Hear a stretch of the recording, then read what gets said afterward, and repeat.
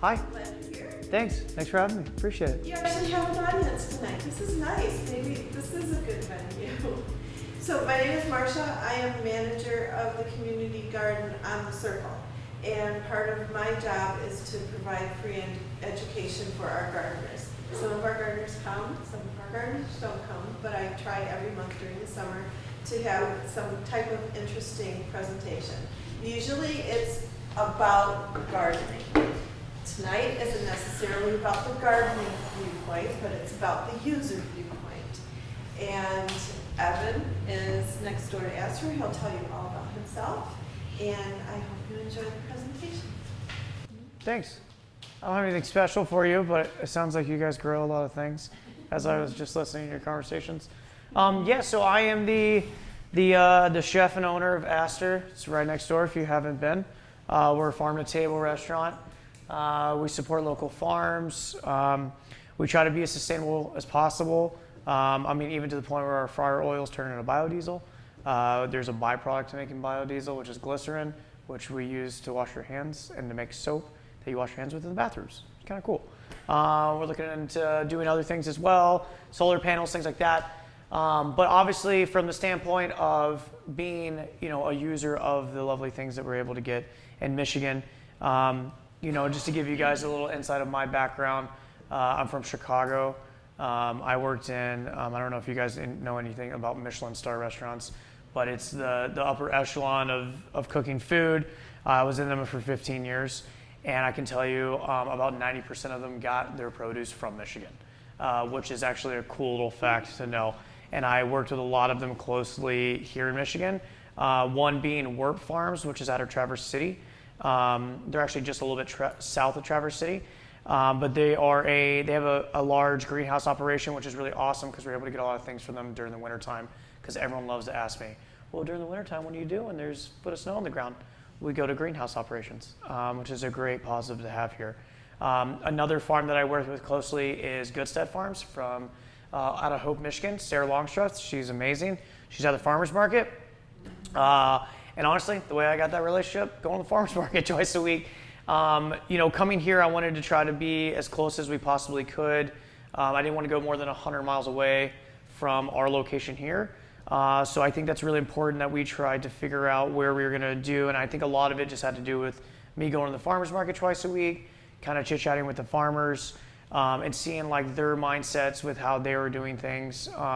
Visiting the farms too was a huge factor into that too. And then honestly, just building those relationships. Just talking to people. And I think that's a huge part of it. And I think a huge part of any business, I feel like, is relationships anyways to begin with. But with your farmers, they go over a lot of things like what's coming up, how long is left in the season of what you got right now. And that's kind of how we dictate our menu at the moment. Like, for instance, we have a zucchini tomato salad. I just threw it on 2 weeks ago. Well, guess what? Zucchini's is towards the end of it. So I'm like, I got a week left. Now I got to figure out what I'm going to do next, right? So that's kind of how we end up planning a lot of the menus, of just trying to figure out what we're going to do based off of what the farmers have. Now, I'm not one of those, I don't like to call myself chef because I'm really a cook. I like to cook food, that's the point. Chef is just a title that I have. But I like to talk to them to see what they have that they're excited about and what they're coming up with. I'm not necessarily one of those that like to tell them like what I want. I'm more the lines like, what do you got? What are you excited about seeing? And then that's when I kind of get the juices flowing. I heard you guys talking about eggplant, which is kind of cool. Japanese eggplant we get from Sarah right now. We do this awesome side dish with our bulgogi, which is like Korean barbecue. And we do like a marinated eggplant with it. Cucumbers are coming out of season. Well, we have to change that. So that was one thing that we kind of transitioned into. Another cool eggplant that we're getting is also it's a Chinese eggplant. So it actually looks like a turnip. It's white. It's they eat them in different ways, but there's like little black seeds. When you open it up, you're like, oh wow, this is an eggplant. But it looks like a turnip with a little green, still the green top to it, just like a Japanese eggplant would have, or a globe eggplant. And then when you cut it up on the inside, it has the black seeds. But what they do is they just salt it, and they let it sit in some salted water, and they'll either shave them really thin, or they'll just eat them raw, which was a great thing to know that I've had a chance to deal with too, which is really neat. A lot of things I heard, a lot of tomatoes that are being grown right now for you guys. You were saying a tomato that you... It's a Bertino, never heard of that. It's like, it's almost like What does it look like? Size, a little bit bigger than a Roma, but Okay. it's orange, like Oh, wow. A little bit longer, like. Really cool. But, you know. What's the taste? Are they sweet? They still have nice acidity to It's them? sweet and mild. It doesn't have a really strong, like, tomato-y taste. Nice. So it's good. It's a introduction to people that don't like tomatoes. I think that most of the orange ones that I've grown are like that, like the gold medals and things like that. Have you had sun golds? Sun gold tomatoes? I haven't had So they're my Those favorite are really tomato. sweet. Oh, absolutely. They taste like candy. Yeah. They're on our menu right now as well. They actually come with that zucchini dish. We actually take them and we marinate them in duck fat, to believe it or not, because that sounds delicious too. I don't know how many people you meet around here. My wife doesn't eat meat, so I totally understand on some realms. But that's, a lot of things that we wanted to talk about too was just like preservation methods, okay? So canning, huge thing, all right? Obviously, if you come into my restaurant, I look above the bar. It's completely full of cans. Something that I'm really adamant about doing because we want to try whatever we can get. I was taught when I was a kid, and this is before I even thought about cooking food or wanted to cook food. My grandfather was not a huge farmer, but he had a nice little plot in his yard. And every year he taught me kind of the feast or famine mentality. It was grow as much as you could during the summertime, pickle, can, smoke, cure, whatever you can to make it last through the winter time. And then when you can start planting again during the springtime. And I'm from Georgia originally, so that was, obviously it gets cold, guys, I promise it, but it's not like obviously a foot of snow on the ground. To me, it's pointless cold. If it's cold, it needs to have snow. If there's no snow, it's pointless, right? That's at least how I feel about it. You know what I mean? Like there's nothing to do in cold weather except be cold, right? At least there's snow, you can do things, right? So that was always a thing that I thought about a lot when I was, everyone finds their style as a chef or what it is. I feel like that's a constant search that I'm trying to find of what I like, what I'm trying to do. At the end of the day, like me and my wife are just a bunch of hippies and we like to try to be sustainable. We want to take care of Mother Nature. It's just who we are, and that's something that I've really enjoyed learning about. And I learn from everyone. Like I don't know everything, and I think that's a huge factor in what I do is that I'm constantly learning about these new things. This is why I love talking with the farmers and them telling me what we're doing and how they're doing it. Like Mason, which is Sarah's husband, he could tell you about the soil pH level and all sort, and I'm like mind blown. Like he loses me with some of the things because I'm just like so impressed by how much he knows, and hearing that knowledge and how much he cares makes me care more about handling their things. Like right now we have tomato toast on the menu. Now all it is it's brioche bread, comes with boars and cheese, which we make in house too. And then it just comes with a sliced raw tomato, a little salt and pepper, pickled shallots, and some basil. That's it. It's a simple dish, but it is delicious. But it's delicious. And what's great about what we do is that, and I believe this, Michigan has the greatest produce in the world. There's hands down. Our climate is so much different than everybody else's, I feel like, even in the Midwest, solely based off the fact that we have true 4 seasons. And that gives us true products, you know what I mean? And when we don't have to do much to them, when it's taken such good care of, obviously like the organic stamp's great, but it does cost a lot of money to get that stamp. But as long as we know that they're not spraying it and they're doing all these things, that's something that we look at too when we're looking at produce and what we're looking for, especially when it comes to grass-fed beef. How much are they feeding their animal? How much does the animal weigh when it goes in? How much fat content it has? All these things that we look at when we're trying to pick what farmer we want to work with and whatnot. And would I like to work with every farmer? Absolutely. But when you work in a business like this, these things are perishable and they do go bad if we don't sell them. So that's a huge factor, and we try to narrow it down as much as we possibly can to try to be a little bit more streamlined with what we're doing, for sure. So based off that, it's just the same thing as right now, believe it or not, we're coming into fall. It's so weird. I feel like it's the quickest summer I've ever had. And that was also because we got a liquor license, and it just changed everything for us on that realm because it took us 2 years to get it, and that was just a wild whirlwind to begin with. But, with fall coming around, you're going to see a lot of root vegetables. You're going to see a lot of braised meats. You're going to see a lot of different items that necessarily, or stuff that we've canned or preserved that you're going to have. We do obviously, if you look in the cans, there's a lot of pickles. I pickled blueberries up there too. There's cherries. There's tomatoes. There's all of these different things that we've done. And what we do is a chef that I work for always told me you're only as good as your pantry. And so what we have in our pantry is what we have that we want to work with. So when it comes down to that time when it's like foot of snow's on the ground and we're trying to figure out what we're going to do, go to the bar and look back and see what we have and kind of dictate what we're going to do from there, which is kind of a cool concept. And I think that's something that Midland has not seen yet. I mean, this is a farming community. You drive down the street, you see nothing but farms. Granted, it's soybeans or corn, but there are in those tiny little areas, there's a lot of great farmers that are around us too.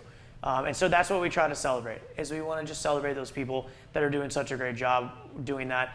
And being in a community that is a farming community, we should have farm to table restaurants for sure. So I definitely wanted to keep this free form. So if you guys have any questions or anything, I mean, I love to just to hear about it. I'm constantly wanting to learn about new things, and it's great to hear hearing about you guys growing your stuff too, because that's always fun. We try to do it, and we have a little plot, but it's in my mother-in-law's. Not everyone takes care of it like we do, So like the watering part, it's kind of a big deal. Water makes things grow.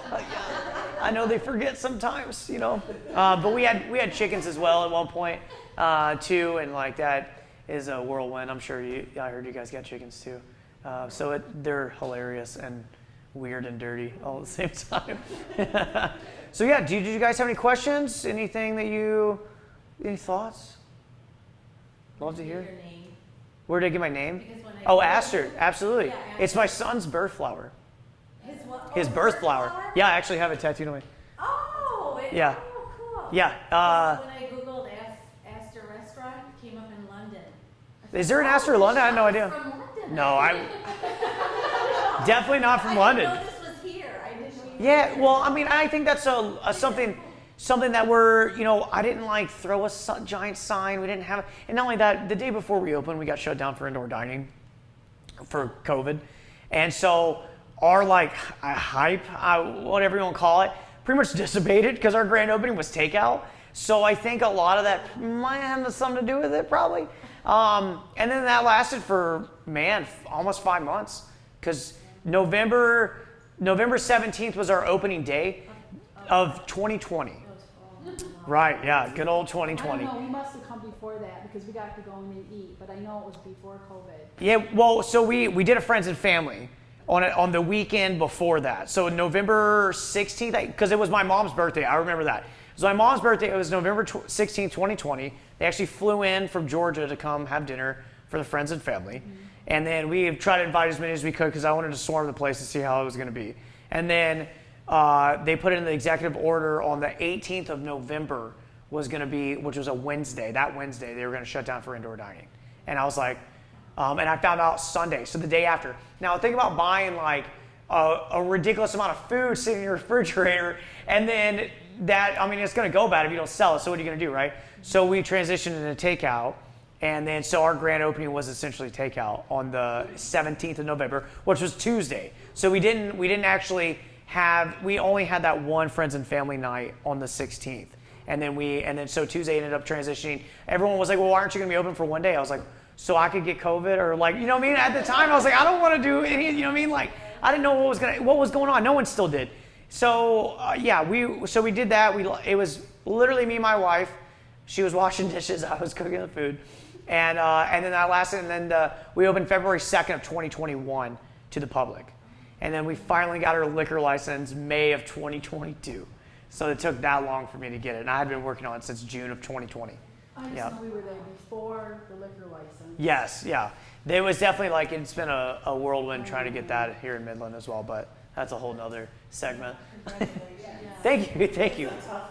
Yeah, absolutely. I have a question. Yeah. So, just to give us an idea, when you go to some of these farmers to get some of the produce, what are the quantities that you buy? Pounds. I'm just kidding. That's a great question because it changes.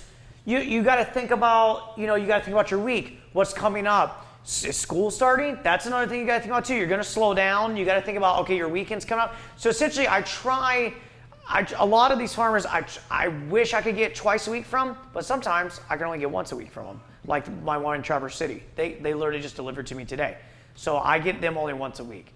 So I have to figure out, the par levels is what we call it essentially, of what I need to buy from them. And then you got to think, if we're going to change the menu too, or they're running out of something, we have to think about that too. And so it's a guessing game. I mean, it really is. And it changes weekly because it's like, I may order, I don't know, let's just say hypothetically I ordered 10 pounds of tomatoes. Well, that week we only go through 7 pounds. Okay, well I got 3 pounds left. So maybe I only need to order 7 pounds this month or this week, right? So that's kind of how I kind of figure it out and like the par levels of what we need. And what's great is as long as we're taking care of all that product that's coming in, it does last. And obviously from who we're buying it from, it's very well taken care of and very well farmed. So it's going to last longer than a week. You know what I mean? Very highly doubtful that it's going to, or if I got a tomato, highly doubtful it's going to die in 2, like we call it dying, but in 2 weeks. You know what I mean? Or less than 2 weeks, But obviously, as a business standpoint, everything you buy has got to go out of your restaurant somehow and make money. Like there's no, whether it's oil, salt, your produce, anything, alcohol at this point, anything that comes inside that restaurant has got to leave making money somehow, right? So you obviously don't want to have an abundance of one thing because if you sit on that, that's technically you're sitting on money that could be made. You know what I mean? And even when it comes to like dry storage stuff, so like if we bought peanuts or whatever it may be, right? You don't want to sit on that. So that's something that we kind of look at it. So it varies, but like I probably go through, just give you an idea, I probably go through about 50 pounds of ground beef a week, okay? I go through about probably 15 pounds of tomatoes a week. For the new Japanese eggplant that we're getting, I go through probably about 7 pounds. And like I said, that roughly changes. It's all dictated on how busy the restaurant is. And season change and people that are, kids are going back to school, so we may not be as busy. The weekend's coming up, so we're gonna be a little bit busier. How's brunch gonna be? That's another thing too. Brunch, we're around like 80-ish for brunch. We did 120 Sunday. You know what I mean? It's like, you know what I mean? So you see it it changes so much. You have to be careful because you don't want too much, but you don't want too little. And it's a guessing game. It really is. And sometimes you guess right. Our hours right now are, so I'm trying to open back up on Tuesdays. But right now we're Wednesday through Saturday from 4 p.m. I say 9 p.m., but really if it's still if we're busy and people are coming in, I stay open until 10-ish. And then we do brunch from 10 a.m. until 3 p.m. I say 3 p.m., but honestly 2:30 we're kind of starting to wrap up. Because Every day you do brunch? just Sunday.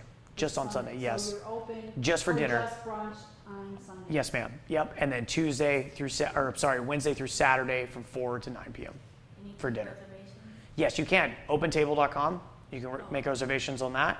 Or if you go on our website, which is astermichigan.com, you can make reservations on our website as well. So are you organic? Yes. Farm to table I would say about... necessarily mean organic? No, it doesn't necessarily mean organic. Organic is a stamp, meaning like the USDA comes out, they look at your stuff, your soil, many different things, and they will give you the stamp. And there's a lot of legalities to it, so there's a lot of paperwork, a lot of fees, a lot of things. So people may do organic farming, but they may not have a stamp, you know what I mean? Because they didn't pay the fees or they didn't, you know what I mean? And that stamp is expensive. So, but I would say about 85% of the things that we buy are organic. I even buy organic ketchup. I just like it. I don't know. Not saying that I Do you buy your ketchup or do you make it? I don't make my ketchup because honestly, I can't make it as good as ketchup as they do, to be honest with you. I can make ketchup for sure, but it's a major process. What? Have you ever made ketchup? No. It's a serious process. But every takes a time I long get time the basically. burger, Yeah, I no. have to get an extra thing because it comes in this little I need more ketchup. wooden container. We do, yeah, the little wooden ramekins. There's about half the ketchup to fry ratio that I need. So That's okay. My kid always needs mayonnaise because he wants to make special sauce. I get it. You know what I mean? It's okay. But if you haven't had the burger, it's very delicious. That's I what had he to gets get it every when time. we went. I had Like, That bacon jam or whatever you're putting on it is. We're gonna change the burger soon again, so That's sad. it's okay. That's the point, right? It's gonna I'm change. just saying, It is really good. It is. It's just messy. It's messy right now. Need to change, that's all. he will be sad. Don't worry, you got some time, okay? I got enough bacon jam to feed an army right now. I can tell you that much, because we make a giant batch of that. And that's the cool thing too. It's like, can we make bacon? Yeah, we can, but I don't have a walk-in, so all of our stuff is in reach-ins. So literally on Sunday, reach-in just, it's like your refrigerator, it just opens up. We call it a reach-in because you reach in it, right? And we have a 2-door refrigerator and we have a one-door refrigerator, right?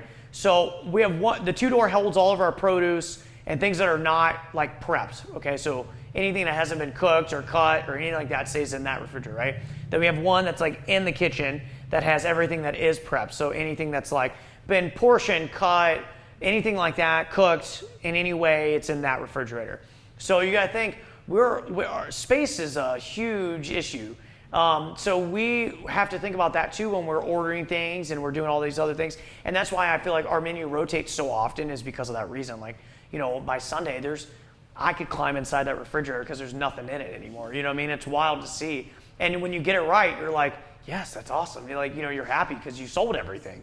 You know what I mean? Which is a great thing to have. And that's one thing too, we run out of things because I can only get so much from the farmers, and that's where your pars and your ideas of how we're supposed to do it, come in. Like, we started working with a new chicken farmer. It's called Pointer Creek Farms. And he's about 20 minutes away from here. And he's new into this as well. And I ordered, 10 chickens, which will give us 20 portions of what we need, right?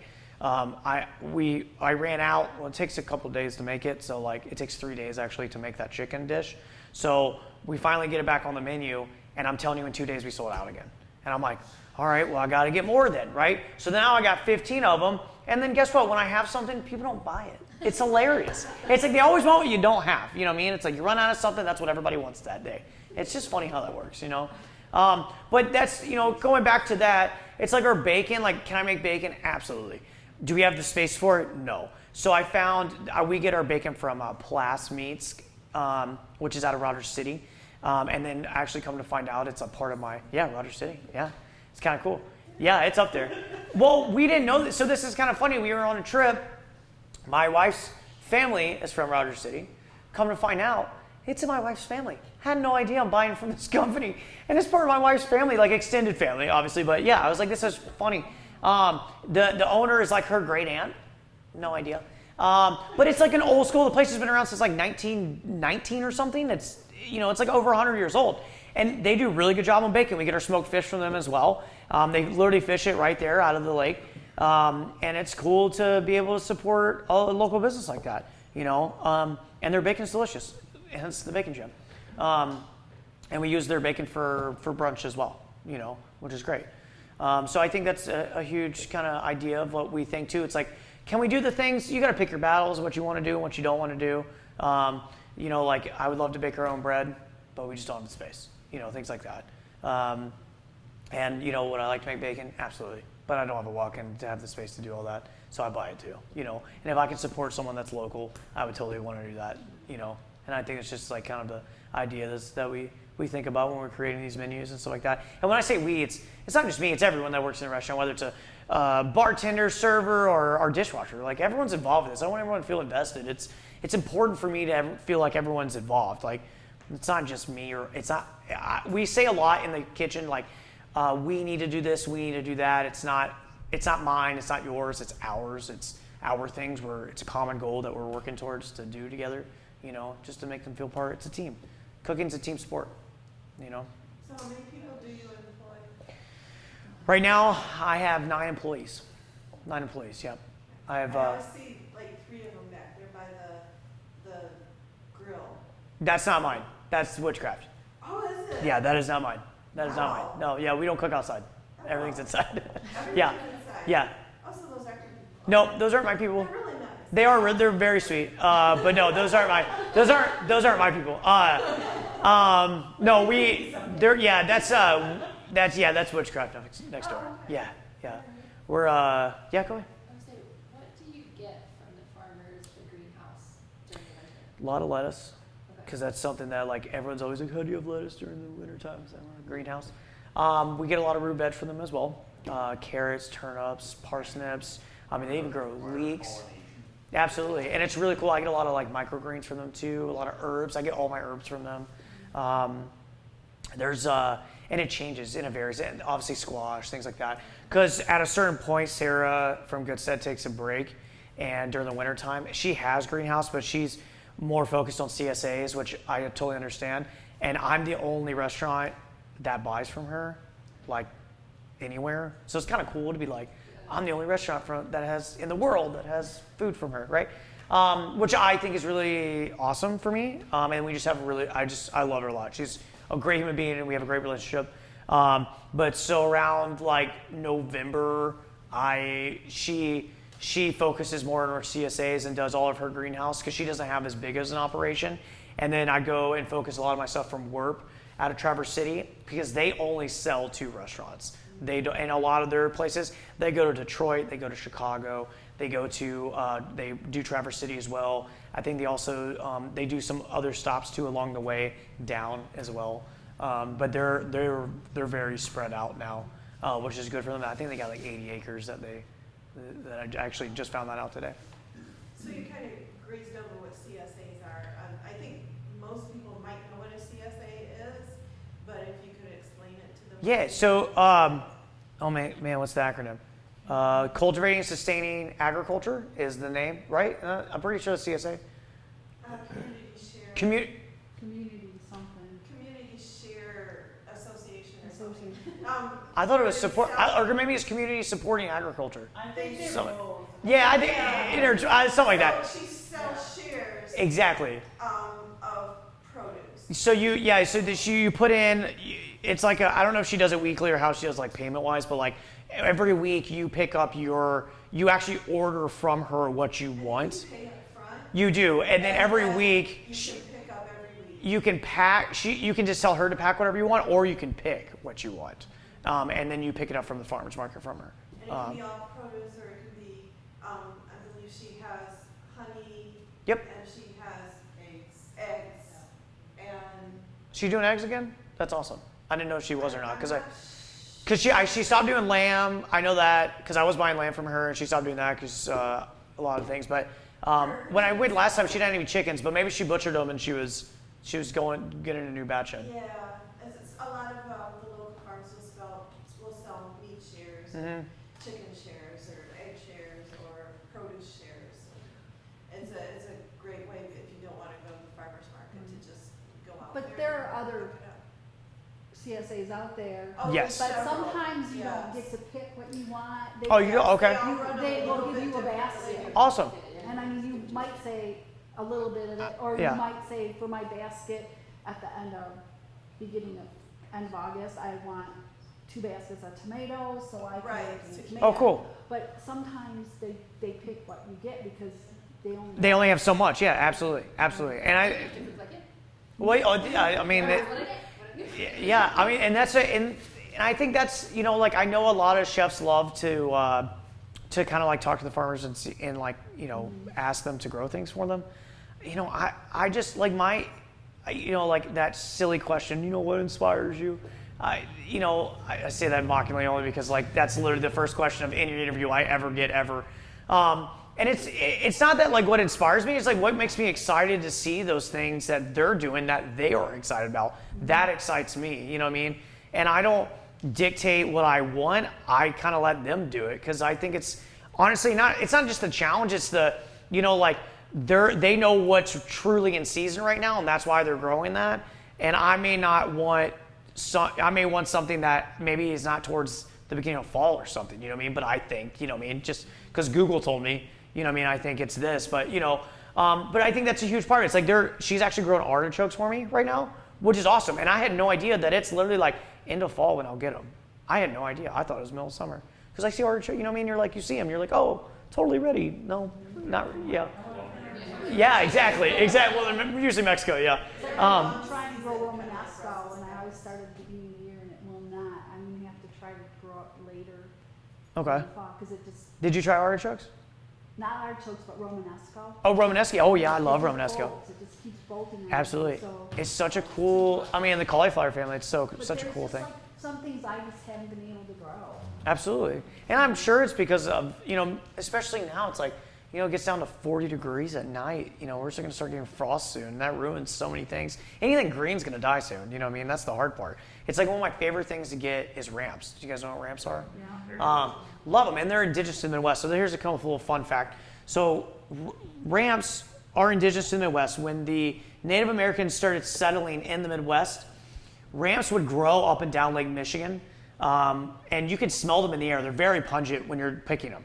And so the Native Americans called them Chicagoans, and that's how Chicago got its name. It's actually because of where they grew all right there off Lake Michigan right there, which is kind of cool. And I love ramps. So, I mean, it's one of my favorite things. We try to put them on every part of the menu when we can get them, and the season's maybe 4 weeks long.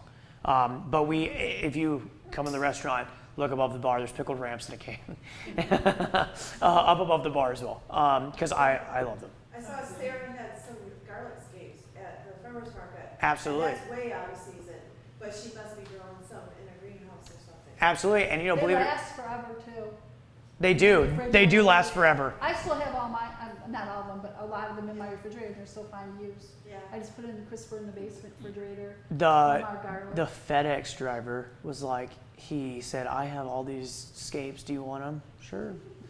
Brought me Well, a million of them. I was in shock when I saw them for sale at farmer's market. I'm like, Absolutely. people are buying these? I love it. Love to can't- see it. I got 3 grocery bags stuck full of them. What am I supposed to do? You know, I can't eat enough.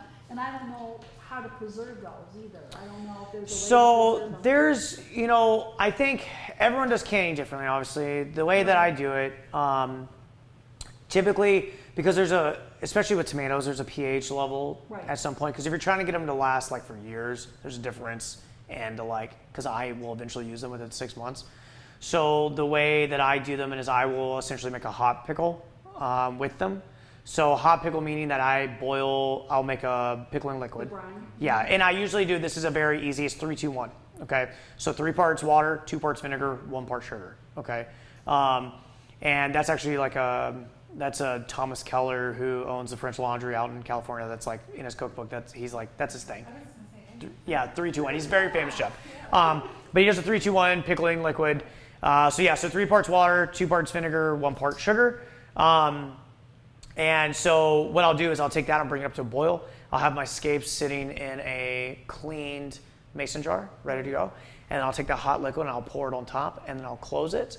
And then what I do is like directly from it being hot, so I'll do however many cans, and then I'll go and put them in my water, and then I'll boil them for 20 minutes. And then what I'll do is when I take them out, actually, I flip them over upside down, and I'll let them sit upside down. Flip them upside down. Because it gives pressure. It gives pressure on the seal, and it actually makes them seal better. Because they used to have you do that. Yes, but absolutely. They don't tell you to do that They anymore. don't. They don't. Which is kind of, I feel like, and honestly, I learned how to can from, honestly, my mother-in-law and from my grandfather. And because my mother-in-law taught me some things, and I was like, I didn't even know this. And she gave me one of those cool, like, little grabber things that, I know, I think it's rad. I have it in the restaurant. I love it. And I've burnt myself too many times to try to get this stuff. But anyways, so like the flipping over method, and she didn't do that either. My mother-in-law didn't. And she's like, why do you do it? Well, it's actually because you're sealing, you're getting pressure on that seal to actually let it sit longer like that. Because you don't ever want to fill the can up all the way. You want to give it, you want to have some leeway. And so when you're putting pressure on it like that, it just seals better, I feel like. And it's most likely you're not going to get one that's going to pop. You know what I mean? Because you can always touch the top of it to know if it actually can or not. Like it's flat, it won't pop. Well, yeah, you sit there and it's Yeah, exactly. So it doesn't do that. And you don't hear it when when it's upside down like that. Yeah. Well, you don't hear them all either. The quart jars don't do that as much as the little jars. Absolutely, absolutely. And I think that's it takes time, and I think it's something that So you don't pressure cook her. no, not and you can if you're trying to hurry them up, like you're trying to go faster. I've It's seen faster. it's been 20 minutes. I thought it'd be I know, faster. but by the time it comes up to pressure and it stays That there makes for that sense. long and then it comes back. I up. don't. I just cook them. I just cook them normally because, think of it, if you're doing a giant. You could better have a huge pressure cooker. You know what I mean? And not only that, I love pressure cookers, but man, they're dangerous if you don't know how to use one. It can be a ticking time bomb. I've seen some really terrible incidents where pressure cookers, because especially the ones that will lock and you put them on, you can put them on the heat, not the electric ones or anything like that. Right. And I've seen some of those pop up in the air, and they literally will put a hole in your roof because they're really serious. Yeah, it will do that. I will not have one in my house. Yeah, they're There was white beans everywhere. that's true. When I do my beans, I pressure cook them. Nice. Well, it cooks them faster too. But if you soak them overnight as well, that will take away that time. By the way, so anytime that you want to cook dry beans instead of cooking them in a pressure cooker, if you haven't soaked them. My green beans, I can them. in the Oh, nice. pressure cooker, Nice. Cause that's the only way they tell you to do it, so I didn't. Oh, really? say things. You don't bother, you just water can them? Yeah. Yeah. I just froze this year because I didn't want to bother. I understand that too. Cryovac machine is a great tool too. You know. But yeah. Yes, ma'am. Do you have, you mentioned your wife doesn't eat meat, and I've got a ton of vegetarians in my family. Do you have any, like, dishes that Absolutely. you do? We have a bunch at the restaurant too, and gluten-free. Like, we're very adamant about allergies and things like that. I try to work with everyone who comes in, and I think we're actually kind of like sought out now because of it. Because I take it very seriously. I understand my wife's lactose intolerant, and so is our son. And so when we go out to eat and we're like, we can't have dairy, they're like, what? It's like, I get it, but this is a part of life now, and there's so many allergies that people have, whether it's gluten, celiac, dairy-free, they don't eat meat, whatever it may be. I think we, as a business owner and a chef, like, we should adhere to those things. I get it, you know what I mean? So we do have a lot of those options. I don't necessarily, what's great about us is that I'm not the one that's going to put V or GF next to all of our stuff to show this gluten-free vegan. Our servers are so well educated that they're immediately will spout to you what they can and can't have, and they're really awesome with that. And what's awesome too is that if there's not something that maybe they're liking, well, just let me cook something for you, and I will. I have all the capabilities of doing that. It's a nice thing when you have a Absolutely. privately owned chef restaurant. And it makes a lot of sense. My biggest thing that we talk about a lot is that we're just genuine. Like, we're just genuine people. I don't want us to be, I'm not here to be a millionaire. I'm not here to, show someone that they're having that, came from whatever, Cisco or whatever, and I present it to you in this way that costs you a lot of money. Our dishes are priced accordingly for what we're buying and where we're getting them from. And that's really important too. And I think a huge aspect is that we want you to generally be happy when you're eating the food. And we want you to be, excited about seeing something that's new that honestly Midland hasn't seen yet. And I think that kind of makes us in this weird, like, pendulum, because like sometimes it's like everyone loves it, and then it comes to like not so many people like us. But that's just part of it, because I think we're changing. Well, I just think we're just changing the idea of eating food. I think a lot of people eat out of convenience and not out of like necessity. You are what you eat. There's no doubt about it. You are what you eat. Your body rejects things that aren't good for you. Processed foods aren't good for you. So when you are having these things that are handmade, that take serious time, like we have anelodi on the menu that's handmade, like we're making our own pasta dough, we're making our, like the only thing I don't make in house is our bread, which is funny because we do make our focaccia for our mussels dish, but I don't make the burger buns. Literally, that's the only thing I don't make. And if we do something out of a can, guess what? I made the can. You know what I mean? Like, so all of these things take time and effort, and I think, it's for some people, it's not for some people, and that's fine.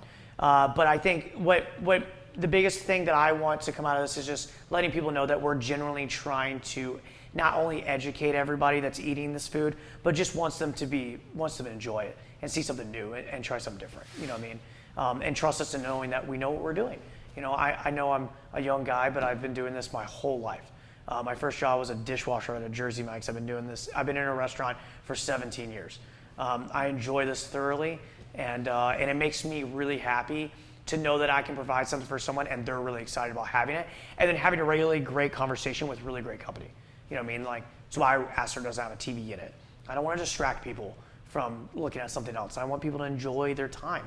I don't think we cherish that enough. I think that's what I say, like, fast food and all these things, people will just eat out of necessity, not out of not only curiosity, but wanting to make themselves better. You know what I mean? And that's what Aster brings, and I think that's fun, and exciting for us. Why did you pick Midland? That is a great question. Why did I pick? No, I'm just, so my wife, I'm kidding. We're happy you're here. No, I'm very happy we're here too, honestly. Well, because and it's funny, when we were opening this, I didn't want, our food does look pretty, and our plates are handmade from a local potterer. And my wife was born here. When COVID happened, Chicago completely shut down. And we were trying to save up money to open up our own place in Chicago. So I worked actually I kind of like sold out and worked for this like major cruise company that would take you on a boat and take you into Lake Michigan. You have dinner and look at Chicago, and they bring you back in. Well, I looked after 40 of those boats, which was interesting to say the least. Well, when COVID happened and that cruise ship came off the coast of California, cruise companies just tanked immediately. So my job was furloughed pretty immediately, and then we couldn't even take our kid to play at the park, and he was 3 at the time. So we're like, all right, well, my in-laws live off 20, and also my father-in-law was battling bladder cancer at the time too. So we were like, all right, well, we'll hide out here, take care of things, whatever. Unbeknownst to us, 3 months passed by, and they called me and said, like, your job's gone, we're not bringing you back. And then our lease was up in our apartment in April of 2020, and me and my wife had talked about like eventually getting out of Chicago. And honestly, I was driving to Ace Hardware one day and grabbing some stuff for the house, and we drove past the place. And I was like, well, let's look at it. Doesn't hurt. And yeah, we looked at it, and honestly, as soon as I walked in, I just had this feeling like we should do this. It had the bones, it needed the muscle. And we live upstairs too, above the restaurant. Yeah. So yeah, it's the commute was great today. But yeah, so it's a blessing and a curse to live above your restaurant. Let's just say that. I catch myself downstairs really late at night or really early in the morning going, what are you doing? But we were just like, I didn't want to think later, like 5 years from now, what if we would have done this? So we did. And I didn't know what was going to happen because obviously you eat with your eyes first. I think it's a really important thing. You want to make food look good. We're not a typical restaurant where you get a starch, protein, sauce, vegetable, we're just not those people. We want to create things. We're creative, right? And I just the biggest thing was like, first of all, I didn't want us to come off too expensive, and I also didn't want us to come off as pretentious, because our food looked pretty. The last thing I want anyone to think is that we're above anyone else. We're a community restaurant. I want us to be a part of the community. That's also why I'm here today, right? I want to educate people. I want them to show them what we can do, what we can be a part of the community, and I didn't want anyone to think that we were a competition. I want us just to enhance. It's just an enhancement of Midland. And so, yeah, so with that being said, that's kind of how we chose Midland. I mean, it kind of like, it just so happened to, it's kind of funny. We almost bought 40 acres off of M30, and then the flood happened. And we were actually a week out from closing on the property, and it was 9 feet underwater. All of it. And I was like, yeah, we got out of that one. We were gonna be farmers. We were gonna grow our own food, and then we were gonna open up a bed and breakfast on it. And then we were gonna have a kind of like a destination spot where you would come in and actually have dinner from the food that we grew, and then you could stay the night, and then we make you breakfast in the morning. Maybe that's a pipe dream later on in life, but something I'd like to do. Right. And maybe now though. So we own 3 different houses in Midland. We moved to Georgia, we moved back. And the thing that I learned is not every plot of land in Midland is equal. Agreed. You really got to learn that. Absolutely. Especially how close you are too, And I think it's, and I, honestly, I always think like it's a time and a place for a lot of things. And, obviously I saw downstairs and I was like, we could do this. And then we went upstairs. My wife's like, we're not doing this. I was like, so we actually so it's kind of wild. So we made a decision in 1 week, bought the place. And then the week before we moved here, we spent, I don't know why, but the whole place was purple upstairs. I don't know. They just had 1 bucket of paint, just painted everything. So we spent a week before we moved in of painting everything first. And then we moved in and we were like, all right, we're going to spend a month upstairs to get that situated. And we got 3 months to open the restaurant downstairs. Well, we spent 2 months upstairs. And then I was like, 2 months went by, and I was like, told my wife, I was like, we haven't even started on the restaurant yet. So we went to the restaurant, and that was 4 months. So we actually ended up opening in 6 months afterwards. But yeah. And then, yeah, we just, it was fun. We did some pop-up dinners over at Live Oak while we were kind of waiting for the health department, which was really cool. People showed up too, which was really awesome. Just use social media to our advantage and try to post it out there as much as we could. We're actually doing a pop-up dinner in Hazel Park, which is just outside of Detroit, at this place called Frame Bar, which is really cool, October 6th. We're doing 2 sittings, one at 5:30, no, one at 6, yeah, one at 5:30, one at 8:30, which I'm really excited about because we're going to close the restaurant down because I want to try to get locals to come out and see this and support a local restaurant somewhere else, which is really fun. And it's a tasting menu, meaning you sit down and you just start eating food. You don't order anything. The menu's online too. You can buy tickets. I think they're like $63 a piece. They're not expensive. And it's going to be a lot of fun. I'm really excited about it. We have squab on the menu.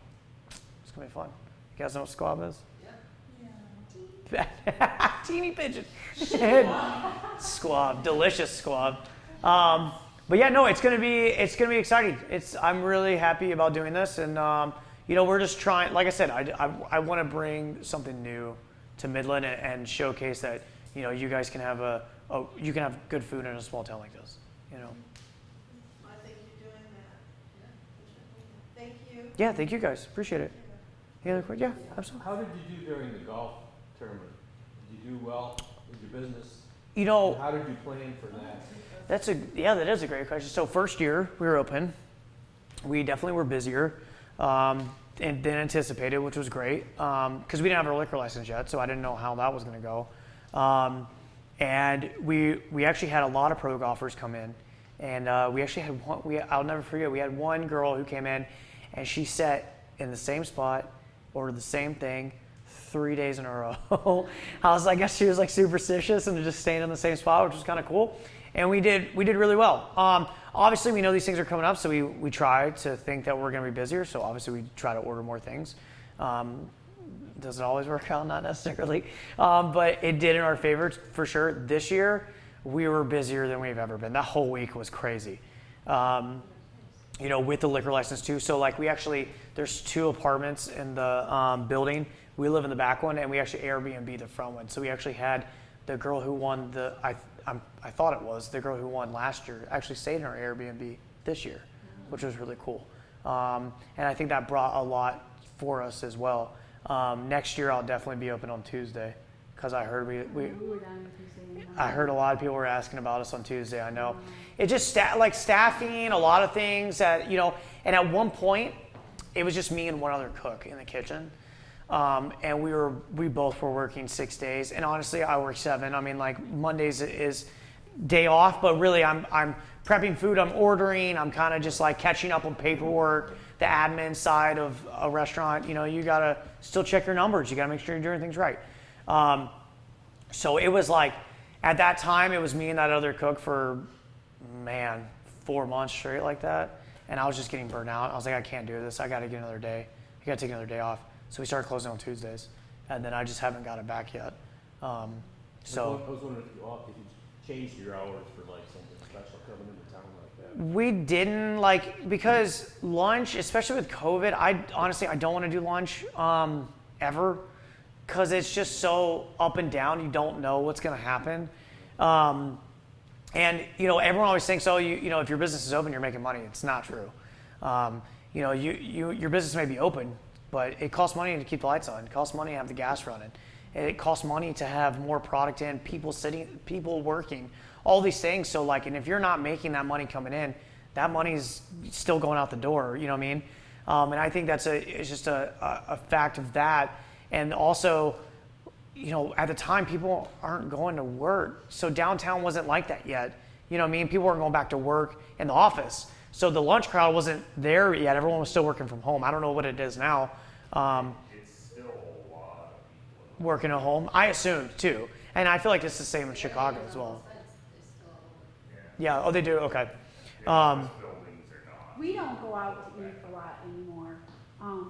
but we were in town because of the garden walk on Tuesday night. yeah. And Nice. we were trying to find, we thought you guys first, and you weren't open. Sorry. Tuesday, because that's what I was wondering. There's a lot of things that aren't open Monday. Yeah, no, like. Midland's dead on Tuesday. Monday. Monday, no. Absolutely. As Sunday, Monday are two hard days to eat in Midland for sure. I mean, like, I love that we're open for Sunday for brunch. But also, I mean, Monday's a reset for sure for a lot of people.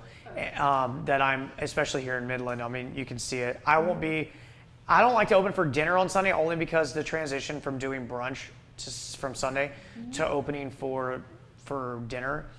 I've worked in so many restaurants that did it, and it's so difficult. You know, I mean, even in large restaurants. I worked at a restaurant.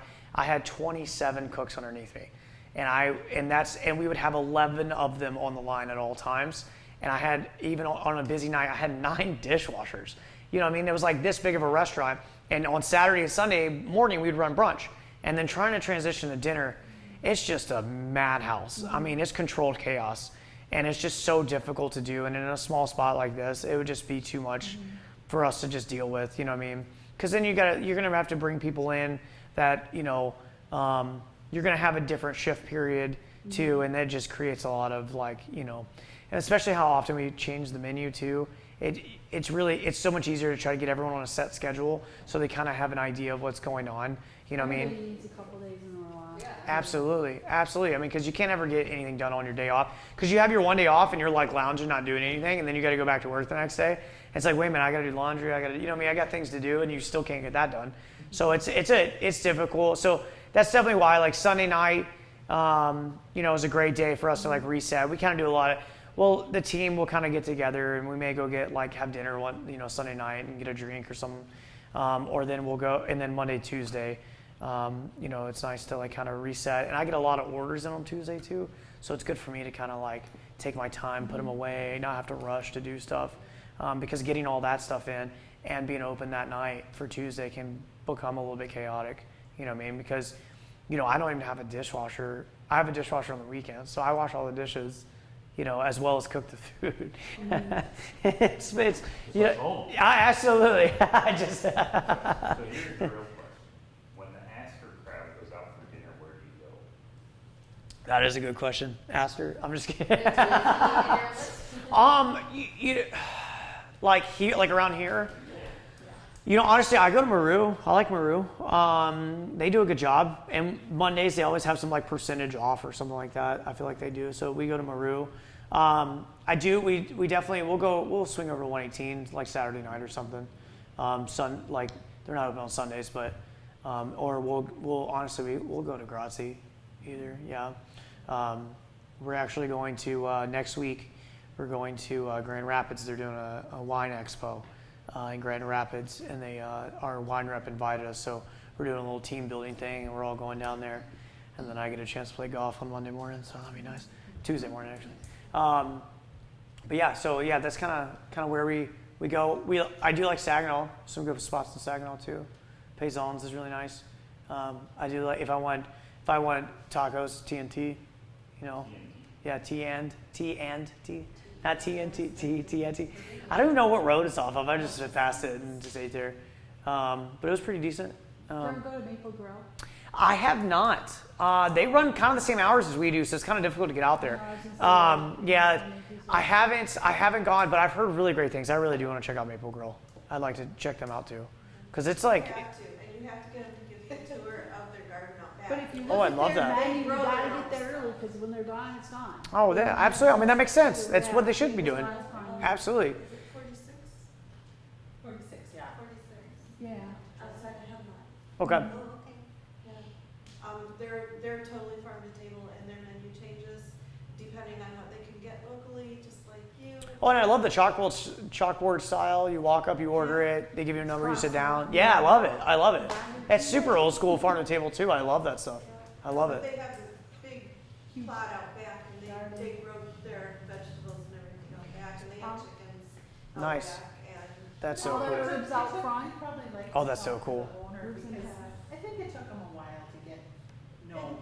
it did. Oh, and they're in the middle of nowhere, aren't they? I mean, Put everything. Well, they're close to Saginaw though. Okay. Saginaw's got a much bigger population that goes up to eat. They advertise on PBS, so if you're watching PBS. Oh, nice. Yeah. That's really cool. You'll see the inside of the restaurant, they're advertising. Yeah. And they have a small brewery in there. They brew some of their own. They made a rhubarb mead. I don't know, It I was so can't good, I drink had to get it anymore. Nice. Yeah. That's super cool. I really liked it a lot. Yeah, I gotta get out there. We go out there every year and get our Christmas tree though. There's a yes, is it Morning Star? What's the name of that Christmas tree place? I'm trying to think of the name of it. Well, and it's funny because the guy who owns it, his son is like plays for the Kansas City Chiefs. Crazy. Yeah, he's a big dude too. So I was like, oh, this makes sense. But no, it's great. It turned into like a thing that we did every year. When we lived in Chicago, we actually would drive out of the city, and every year we cut down our Christmas tree. It's kind of like a tradition we have. So we found a place. That's harder to do in Chicago than here. There is a couple places though that are. I mean, it's like an hour away. You know what I mean? Yeah. Poor Christmas tree. That hour drive back, man. I was like, this thing's not gonna have any petals left. All the needles are gonna be gone by the time we get home. But no, it's a nice little. It was nice. So when we came out here, that's what, immediately we tried to find a spot for us to go check out. But yeah, the one we go to is in Hemlock, and the guy's really nice too. It's a cool spot. There's a lot of these people around Hemlock. It's funny. I keep meeting people from Hemlock, That's funny. and I live in Midland. Yeah. So how many of you guys have ate with us? I mean, y'all have. Last 2 weeks. Nice. Bartender was like, weren't you here last week? Do you guys sit at the bar? Nice, awesome. We don't make it. So we just show up. That's we're fine. like, You the gotta bar sit is at the good. bar. Well, you know, I'll be honest with you, because so that's kind of the hard part. Is like everybody in Midland will seat at the same time, and I get it. I totally do. It's like 6:30. If you don't make a reservation in the restaurant, you're probably not getting a seat. To be honest with you, I mean, we only hold 50 seats. You know, so it's like, and then we have 18 on the patio, and I love our patio because we have a little herb garden out there, and we pick all of our herbs from there as well. My nasturtium has been going rampant this year, which is kind of cool. I have that tattooed on me as well. That's nasturtium. It's one of my favorite herbs. It tastes like horseradish. It's like spicy. Yeah, I love it. And you can eat the leaves and the flower. The flower is way more mild, but can you eat the seeds? I've never had the seeds. Never. Really? That's really cool. I did not know that. See, love. You probably never get to the seed stage. You can make We bought the seeds. We actually, believe it or not, this year, we bought seeds this year because I think last year we ended up planting too early, and we had like a few frosts before, and I spent so much money trying to put flowers in that, and most of them died, and I was like, great, that was a waste. So we waited longer this year for us to plant. And nasturtium, anyways, I feel like it's a weed. My goodness, it grows everywhere, wherever you want it to, which is really cool. It's so good too. That's part of it. And we use all the herbs too in the restaurant. And then at the end, what we'll do is we'll pull them and we'll hang them and we'll dry them out in the restaurant as well. It's my understanding you take the nasturtium seed while it's still white and make capers out of them. It's a great idea. Yeah. Yeah. I've seen In that. Spare time. I've seen it with elderberries as well. Make capers out of elderberries. Same thing with like you could do a cilantro or coriander seeds when they're still green. It's so amazing. Like one of my favorite cookbooks right now is Noma. It's the #1 restaurant in the world right now. It's out of Copenhagen, Denmark. The chef's name is Rene Redzepi. He is on the forefront of fermentation. For sure, and they even have like 2 sides to the restaurant. They have a complete fermentation side that does all their fermentations that they use in their kitchen. He has a fermentation cookbook, and it is incredible. You can find, they make pea miso, and you can learn how to make miso out of it. It's incredible. It's such a cool book, and we do a lot of those things too. Some podcast, but I don't know which one. Yeah, David Chang's got a podcast that's really well, and I'm sure he talks a lot about Rene Redzepi. David Chang. He owns Momofuku. He's got a bunch of them. He's got them in DC, Las Vegas. I don't know if he's got any in Chicago, but I know he's got one in Toronto, and he's got some in New York City too. But he's like a mogul. He's got a million of them. But he's a really, really awesome guy, and I had a chance to work for some chefs that work for him as well. So you know, I think I got lucky with a lot of people that I've worked for, and I've learned a lot through that realm. And just like having these conversations, I learned a lot too, which is really awesome, you know. Well, cool. Having trouble hiring anybody? Like All the time. You all you do? Yep. It's tough. I mean, it's, you know, it's, we're not in a major city, so I think, you know, for cooking wise, I feel like some feel that it's limited and they need to go to Detroit to work for a good restaurant and things like that. You know, for servers, like I hire them, I'll post an ad and it's like by that week I have someone hired. Kitchen staff's a little bit different, for sure. But, you know, it takes time to find good people, you know. Those things happen all the time, and that's one thing about restaurants. People come and go all the time. You know, some of my kids learning a lot. You know, I mean, he's seen a lot of people coming in and out of our restaurant. You know, working for us. He's 7, just turned 7 on Sunday last week. Yep. He's we went to NASA in Orlando last week. It was awesome. If you haven't been, it's pretty cool. Cool. Any other questions? Well, thank you guys. Yeah, thank you so much. Appreciate it. Yeah. Hope you guys see you guys in the restaurant. Come get a burger. That's all we have on the menu, apparently. I'm just kidding. I'll tell you this, what I learned Until over the it last 2 changes weeks, it. the burger is actually correct as is. The I know, menu you've will tell you already to get said the double, that. but then the ratios aren't there. The normal burger is correct. So they tell you where that comes from, right?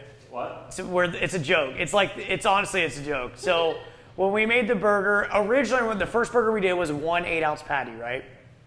And yeah, it was cool. Then we changed the burger into 2 patties, still the same size, but 2 patties, or like you know, total together same amount of beef.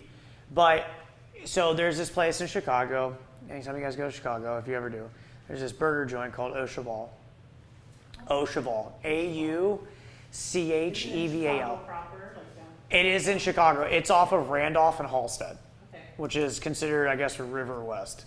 And if you go there and you order a single burger, you get a double. You order a double, you get a triple. You order a triple, you get a quadruple, and they even do a quadruple burger and you get 5 burger patties, okay?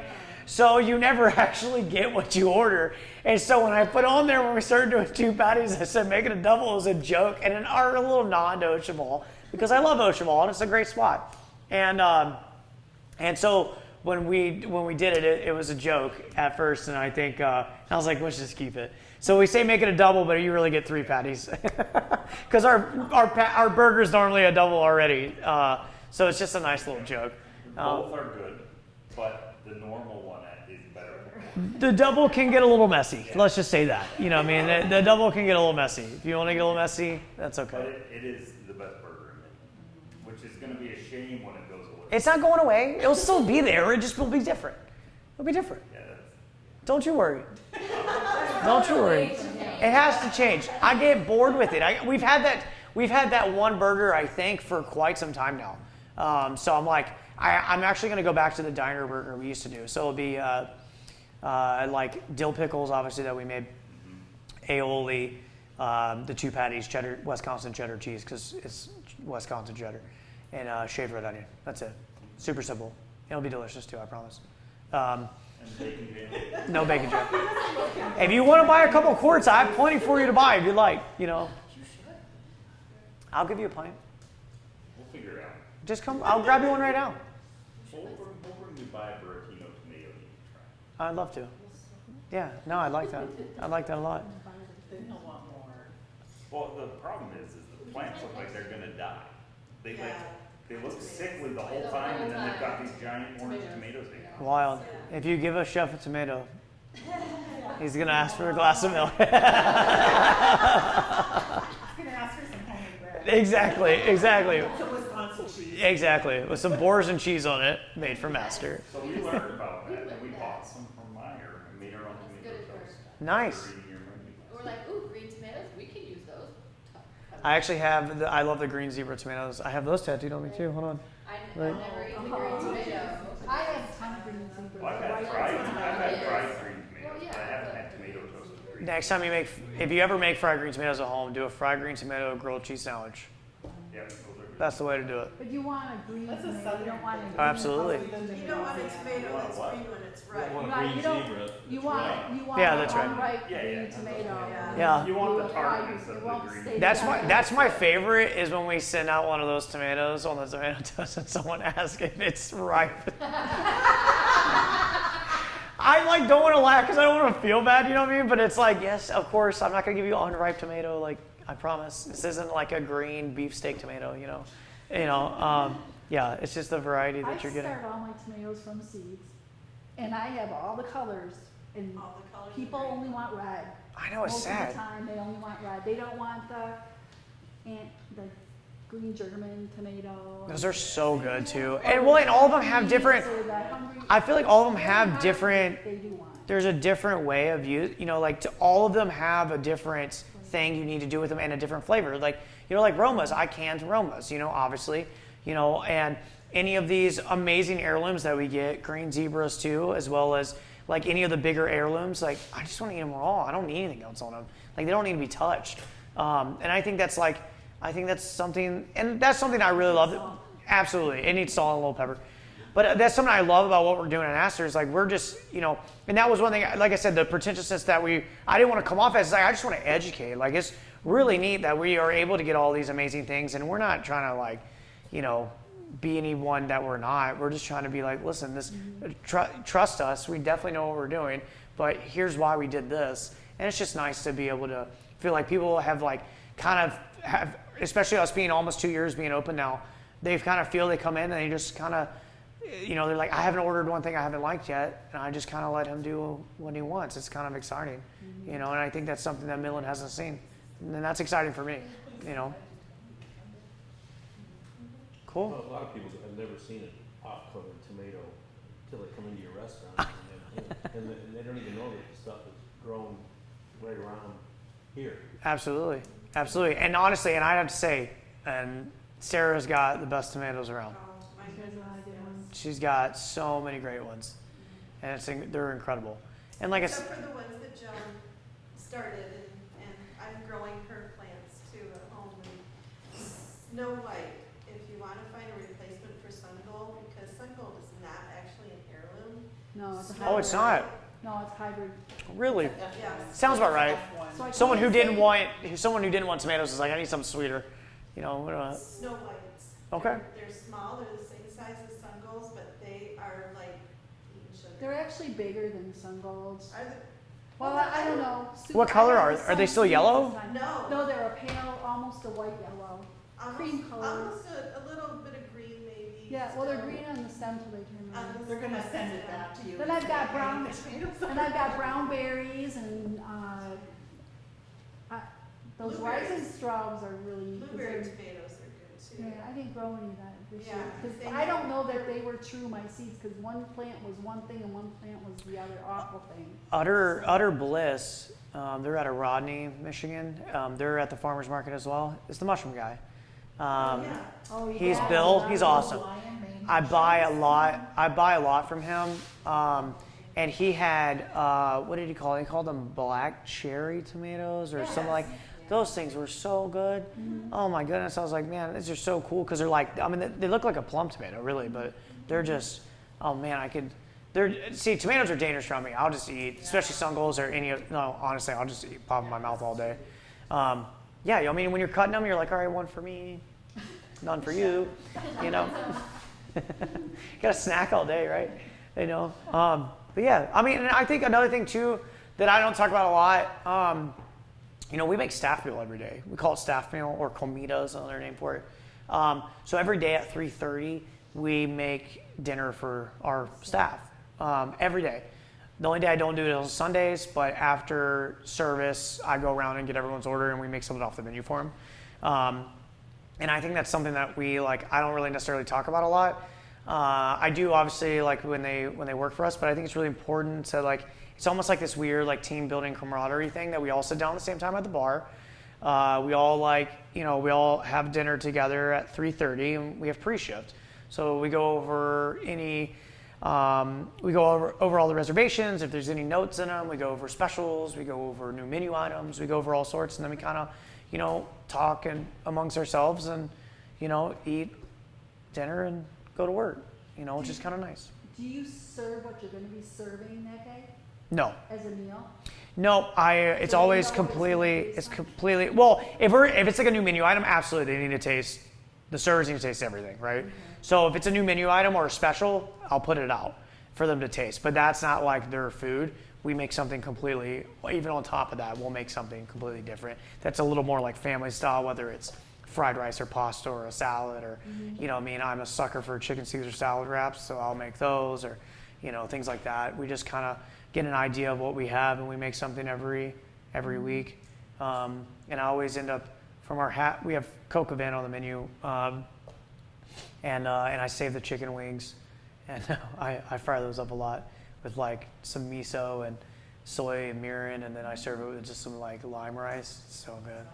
I know. We always do like a little salad, but it's just a nice little it's a thank you for them to be there and to feed them and to enjoy. We try to not be. It's a very big deal in Chicago to have food for everyone. For pre-shift and stuff. And I wanted to bring that here, and that's, like I said, that's something that no one that works for me has ever seen. They always end up ordering something off the menu or something like that. Yeah, I mean, it happens. People, find, I understand not everyone wants to be a server their whole life. I get it. It's not, I know this isn't end all be all, but I want to expand this business. I want to do more. We're looking at going back to Chicago and opening up another spot in Chicago. Aster's not going anywhere, so don't worry. It's not, don't worry. I just want to do more. I would like to have, 3, 4, 5 restaurants at some point. It'd be nice. Even whether they're, in different states or. Nice suburb, St. Charles.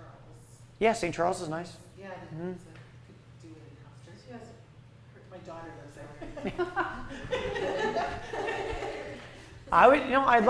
there. I would love to be in different states and just try to, and that's one thing too is like, I've talked to all my farmers and I asked them like, would you deliver it to me or would you ship to me? They're like, yeah. It's like, it'd be really cool to be able to still use these people that are close to us around here, in Chicago or in other places. Because there's some really great farms too that are like Southern Illinois, and a lot of great meat too, Southern Illinois as well. Yep. I try to talk to one of my meat farmers in Southern Illinois, but he won't come here. Yeah. I used to get lamb. Wisconsin. Isn't there some? If I pay for the ferry, the ticket ferry. Not to here, but if you open in Chicago. Wisconsin, I'm sure. Yeah, absolutely. Because Milwaukee's only like an hour and a half away. Yeah, I'd love to. I know. Yeah. It'd be cool. But I'd like to have, keep it in the Midwest, obviously, but because honestly, I really love the Midwest. I've lived in a lot of places. I've lived in Florida, Georgia, Canada, and I really, Connecticut, but I really enjoy the Midwest the most, for sure. Yeah. I do love snow. Believe it or not, I do. I do. It's not pointless. It's not pointless cold, right? Absolutely. Well, thank you guys again. I really appreciate it. Thank you. Tuesday off. Yeah, no, you're fine. This is great. I'm glad I was able to do this. It was really nice. So are we. Thank you. Yeah, absolutely. Thank you. Thanks for listening. So I rambled. Thank you guys. Thank you.